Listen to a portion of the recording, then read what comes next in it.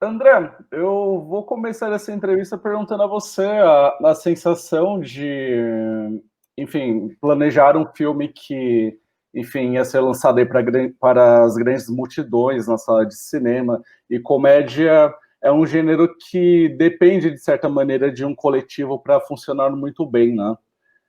As risadas, de certa forma, contagiam ali, né? Quando está todo mundo assistindo em grupo. Então, como está sendo para você, enfim, né? Diante dessa circunstância, precisar rever as estratégias de lançamento do filme? Ô, Alex, realmente, puxa, não era um filme feito para ser lançado em cinema e, de fato, você tem razão. O público, a presença do público sempre traz calor, né, para qualquer filme, aliás, eu acho, mas especialmente a comédia. Agora, a gente também não tinha muita opção, né? Ficar esperando algum momento os cinemas reabrirem, para a gente era uma estratégia que não ia dar certo. Então a gente achou melhor concentrar todos os esforços, concentrar tudo que a gente tem para fazer um lançamento no streaming. A gente ganha vantagens com isso, né? As pessoas, mais gente pode ver o filme. E ele não é só assim, ele não é uma comédia, não foi pensado, veja mais uma comédia aqui para atrair multidões, assim, ele é um filme, a gente trata ele como um filme, né? Uma das questões que o filme fala, inclusive, é sobre esse tratamento que a comédia normalmente recebe, um pouco de produto descartável, de produto para isso. Então eu acho que ele encaixa bem nessa coisa de, ok, você vai ver em casa, você vai ver com a sua família, mas pode funcionar como filme, né? E como você chegou a esse universo do stand-up? Nas suas comédias anteriores, você também lidou ali de certas formas com universos específicos, o DPA, né, com esse universo lúdico, infantil, o Gosto se discute, né, com o universo culinário, digamos assim. E como foi adentrar aí o stand-up? Eu gosto de ter universos, né? Assim, eu acho legal você. Eu gosto de variar de gêneros também. Fiz um drama esse ano, fiz drama em televisão, aventura, como você falou. E esse gênero, na verdade, esse filme surgiu de uma conversa minha com a produtora, com a Silvia Fraia, que queria muito fazer alguma coisa com os comediantes, assim. A gente tem contato com os comediantes pelos filmes que a gente fez, ela produziu filmes de sucesso, de comédia, e aí ela falou, pô, será que a gente faz um documentário? Será que a gente faz um longa de ficção? Eu falei, vamos fazer uma ficção, vamos fazer uma comédia sobre a comédia, né? Vamos fazer um filme falando dos comediantes, como é que eles vivem, como o que eles comem, quase assim, vamos fazer um Globo Repórter sobre isso, assim. E daí a gente partiu para, legal, vamos achar uma história, mas que história a gente quer contar? E aí eu quis muito falar, é um tema já até quase recorrente na minha carreira, sobre a influência do temperamento de cada um na vida das pessoas, né? Na vida profissional e até mesmo na vida pessoal. Então eu quis muito contar a história de um comediante que tem talento, mas que é prejudicado pelo seu temperamento difícil, né? Coisa que a gente vê muito. Quantas pessoas você já não conheceu na vida que você falou, puta, esse cara, se fosse um pouco mais controlado, poderia decolar. Ou então, pô, fulano foi demitido de não sei aonde porque, porra, não se controlou. O que não tem nada a ver com talento, não tem nada a ver nem com inteligência, tem a ver com temperamento, ou com maturidade, né, que são os dois temas do filme. Tanto o nosso protagonista Ed Lima, como o Ítalo, como o filho do Ed Lima, todos precisam amadurecer, né, de uma certa maneira. Todo mundo precisa aprender a enxergar o outro de uma forma um pouco mais de afeto, né? Eu acho que nesse ponto a gente fala de afeto. Uhum. E como foi para você encontrar esse time de comediantes para o seu filme, como temos o Rafael Portugal, a Luísa, o Vitor, que é uma figura que também entra, né, quando o trio original se desfaz, e o próprio Paulo, né, que é o protagonista, que vive o protagonista da história.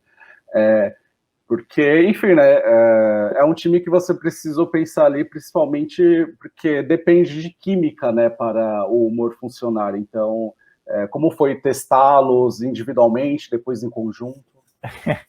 Cara, foi assim, o Paulo e o Rafael foram escolhas assim muito determinadas. O Paulinho é um ator extraordinário, ele é não só ele é um comediante, é um ator muito bom, muito talentoso e completamente diferente do personagem dele.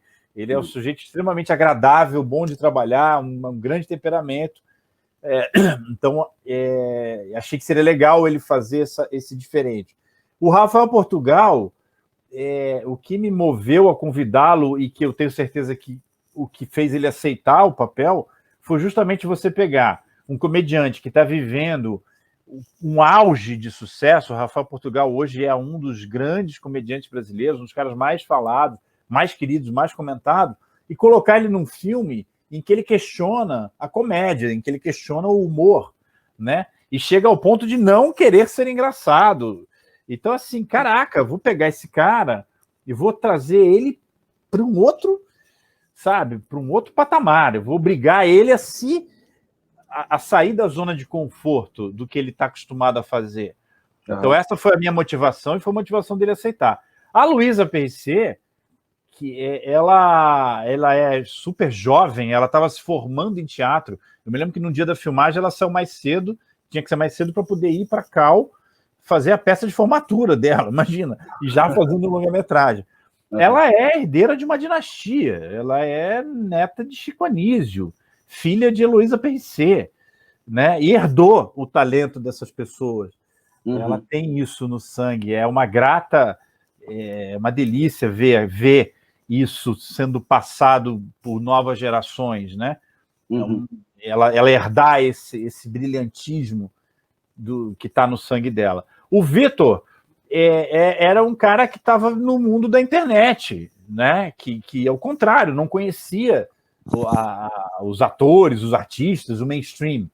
Ele veio, eu assim, fiz uma pesquisa, achei ele muito engraçado, como eu achei uma das juradas lá do programa também vem daí, e falei, cara, vou trazer ele, testamos, o Vitor, a Luísa, com os outros, a gente entendeu se essa química funcionaria. Então, são 4 nomes de origens absolutamente diversas e motivações diferentes, né? É um risco, sempre mas eu também estava contando a história de um grupo que nasce sem muita harmonia, né? Também estava contando a história de um grupo que começa sem muita união e que essa união foi formada ao longo do filme. Então eu acho que, de certa forma, eu aproveitei isso para a história, sabe? Eu aproveitei a situação real jogando no filme. E o Paulo, ele teve a oportunidade aqui de ver o primeiro protagonista dele, né, no cinema, se eu não estou enganado, né? Ele fez várias participações, mas é a primeira vez que ele está ali no centro do elenco, né? Alex, o Paulo é aquele cara que já filmei com ele e outras coisas, você conversa sobre ele em qualquer roda de conversas de diretores, de atores aqui no Rio, todo mundo fala a mesma coisa. Cara, Paulinho é foda. Paulinho é bom pra caralho, Paulinho é bom demais. Todo mundo, assim, ele é uma unanimidade entre nós. Assim. E estava na hora dele ter um papel maior, assim, de um papel de liderança de uma coisa. Pela versatilidade que ele é. Ele não é, né, ele tem 1000 facetas, assim. Então, eu acho que é a hora dele, assim. E, André, me conte como foi a sua proximidade com o Silvio Gonçalves, roteirista, principalmente nos momentos em que vocês precisam encenar o stand-up, porque, enfim, existe essa impressão de que o stand-up é uma coisa que se dá ali exatamente no palco, mas o comediante ele precisa se preparar muito, roteirizar muito as próprias piadas, mas ele também usa esse jogo de improviso dependendo ali do calor, né, da audiência. Então, como que foi a elaboração dessas piadas para palco? O elenco teve muita intervenção ali no texto para improviso? Como que foi encenar tudo isso? Olha, boa pergunta, porque isso foi um grande desafio, assim. O Silvio e eu, a gente não quis fazer um filme que é o filme definitivo sobre stand-up, sabe? A gente, em momento algum, pensou, vamos aproveitar o sucesso que o stand-up faz, né, que está todo mundo falando, e vamos fazer um filme para se dar bem com isso. Não, não é. A gente quis fazer ter um olhar carinhoso sobre os comediantes. E de fato, é uma ilusão você achar que aquele cara que está ali no palco falando aparentemente super improvisado é improvisado. Na maioria das vezes não é. A gente fez texto, os atores colaboravam, quem tinha mais experiência de palco trouxe essa experiência, refaz o texto, filma, edita. Tanto que na cena final do concurso, a maior parte dos outros grupos é composta por atores, por comediantes, atores também, mas assim, comediantes de fato de stand-up. Né? Eu evitei gente mais conhecida porque não queria desviar o foco, mas cada um daqueles ali tem uma carreira própria nos palcos, assim, ao longo do Brasil. É interessante que tem uma menina de Brasília, tem um cara do Sul, tem um cara, se não me engano, do Recife. Então, eles trouxeram essa vivência deles, mas não foi uma coisa assim, vai. Não, peraí, o que vai ser o texto, como é a métrica, isso funciona. Tanto que na hora da filmagem, que estava com o público, a gente juntou o público, algumas coisas que funcionaram lá não funcionaram na edição. Foi interessante, assim, a gente pôde ver que é diferente mesmo, sabe? Nem tudo que você vê na hora, que você acha super engraçado na hora, funciona quando passa pelo filtro de uma câmera. E, desculpa, você ia prosseguir. Não, pode falar, não. A minha próxima pergunta é um pouquinho mais reflexiva, que talvez seja justamente sobre o estado do humor atualmente, ou talvez os limites dele, porque principalmente com stand-up eu vejo que muitos nomes estão talvez em apuros ou em tanto encurralados justamente pela forma como o humor está sendo discutido hoje em dia, como, por exemplo, as piadas direcionadas a minorias, a humor que às vezes está a favor daquele que deveria ser o alvo da piada. Então, eu acho que esse filme vem no momento em que ajuda nesse debate, né, sobre os limites, até porque o filme abre ali com o momento em que o Ed Lima tem um enfrentamento até físico ali, né, com um sujeito que estava ali no público. Então, o que você reflete do limite do humor atualmente? A gente na época, quando a gente fez o filme, a gente pensou muito nisso, bastante, inclusive com os próprios atores e humoristas, porque eles vivem isso, né, no dia a dia. O próprio Ed Lima começa, apesar da gente ter evitado no filme vários tipos de piada, a gente não quer isso pra gente, mas o próprio Ed Lima começa ali, meio, né, passando um pouco do que seria um limite, meio quase passando desse ponto, né? E eu acho que o humor não tem volta, essa questão de você fazer certo tipo de piada. Eu acho que sim, o humor precisa evoluir, o humor não pode fazer piada de qualquer coisa. Acho que algumas coisas perderam a graça, sabe? Não é nenhuma questão jurídica, não acho que tem que ser proibido fazer piada. Cara, eu acho que isso chega, né? Não tem mais que fazer.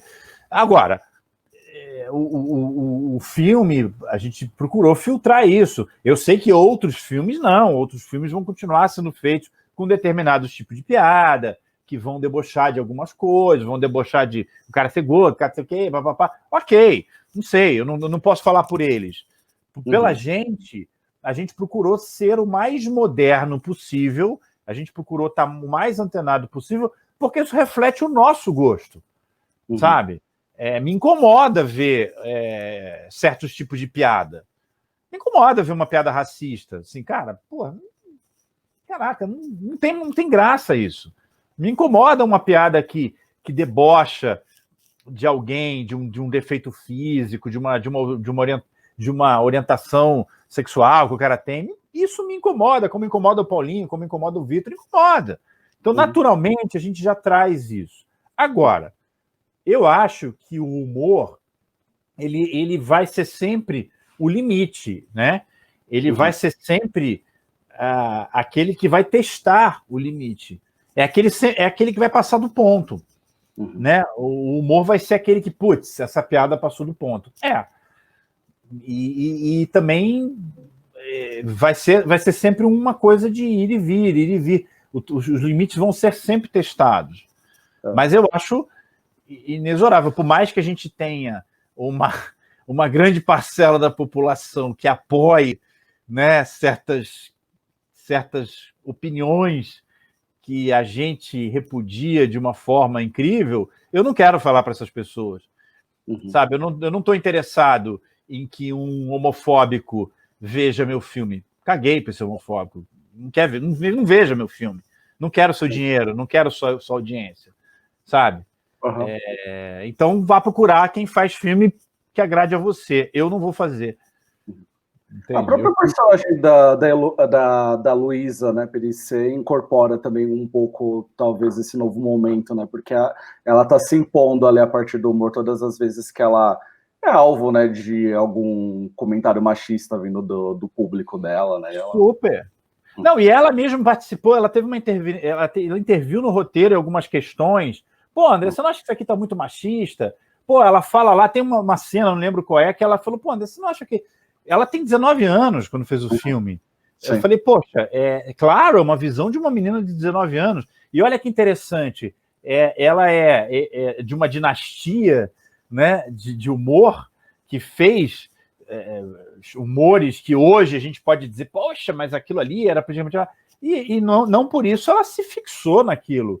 Então, eu acho que o avô dela, por exemplo, teria o maior orgulho dela e dela ter se adaptado aos novos tempos.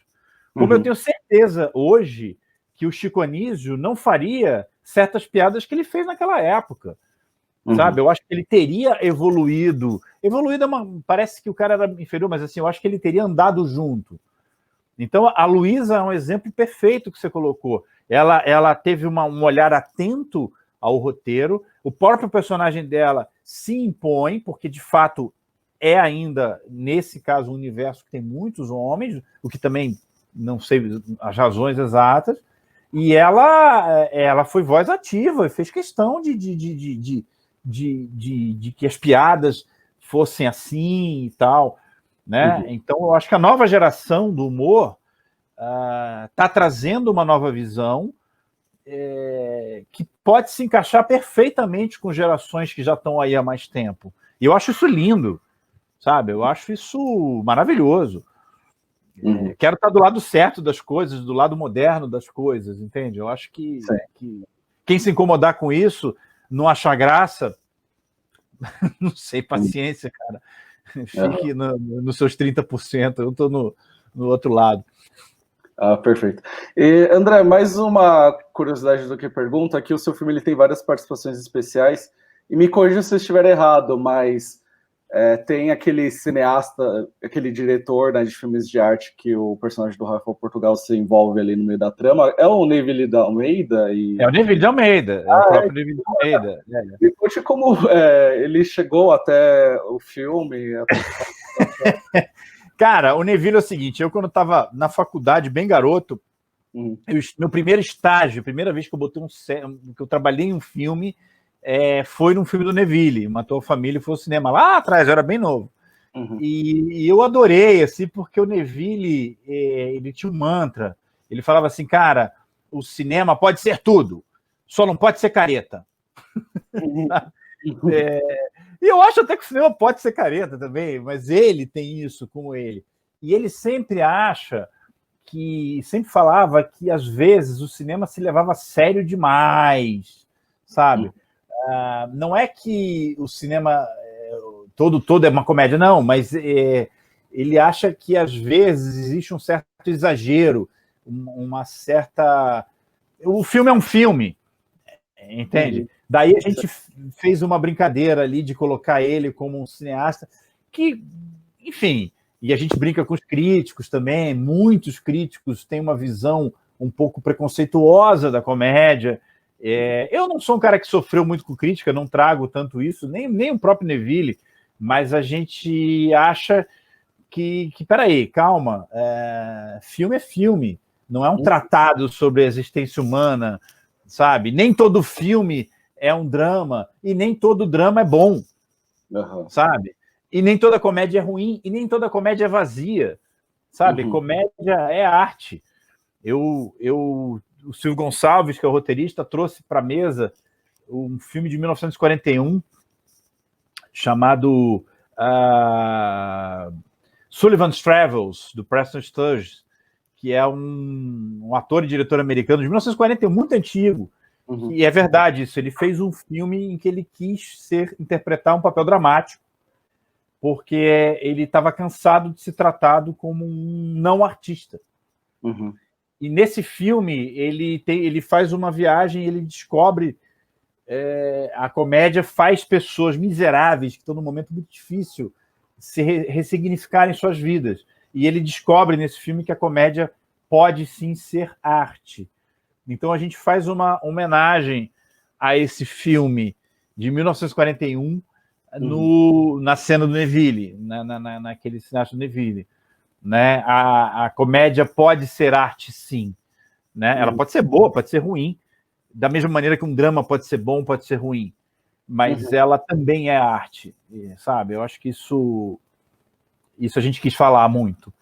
E o cinema, o Neville representa um pouco essa coisa aí. E, André, para finalizar, você quer falar um pouco? Na verdade, eu também estou curioso. Eu queria que você falasse um pouco sobre esse seu próximo projeto, que é totalmente oposto ao humor. Ele já está em fase de pós-produção? Qual que é a premissa? Quem está no elenco? Não, ele tá em montagem, né? É um filme que foi todo feito agora, no auge da pandemia. Ele foi feito, a gente criou um dogma próprio, né? Parecia aquele dogma 95 lá do Wittenberg, coisa... aqueles caras pararam para escrever um dogma. A gente teve que seguir um dogma, né? Ou seja, não havia contato social, ninguém no set de filmagem não havia absolutamente ninguém nos seus atores, ninguém mesmo, né? Os sets de filmagem eram todos a casa dos atores, e eu fiz o filme todo daqui, de onde você está vendo, que é no Rio de Janeiro. E o set principal é em São Paulo, a 500 quilômetros. E eu não saí daqui. Né? Eu escrevi o filme aqui, eu dirigi o filme aqui, eu estou montando o filme aqui, os atores estavam em São Paulo, a Guida Viana no Rio, o Silvério Pereira em Fortaleza, o Cássio Gabus Mendes em São Paulo também. E com câmeras de cinema na maior parte das cenas, câmera na mão, os atores fizeram tal. E o filme é um filme de casal, um casal que revê sua relação, porque precisou ficar confinado, né? E acaba que, paralelo a isso, a gente tem um governo completamente perdido e com tendências autoritárias. Então, algo que remete mais ou menos a uma realidade que a gente está vivendo e que termina de uma forma um pouco distópica, termina de uma forma mais radical. Esse filme é um filme que tem alguns momentos bem humorados, mas ele não é uma comédia, ele é um filme voltado para festivais para o ano que vem. Tá em montagem, entendeu? André, então eu agradeço pela entrevista. Os Espetaculares vai entrar dia 4 de setembro nas plataformas de streaming, correto? Isso, nas plataformas de aluguel, de filmes, enfim, dia 4 de setembro. É isso aí, tá, para todo mundo ver. Perfeito. Agradeço a disponibilidade, a entrevista, adorei o papo e sucesso aí com os próximos projetos. Legal, vamos até o próximo. Espero que o próximo seja possível fazer um encontro presencial. Seja presencial. Poxa, não vejo a hora. Tá André, bom? mais uma vez, obrigado. Bom fim de semana. Para você também. Tchau. Tchau.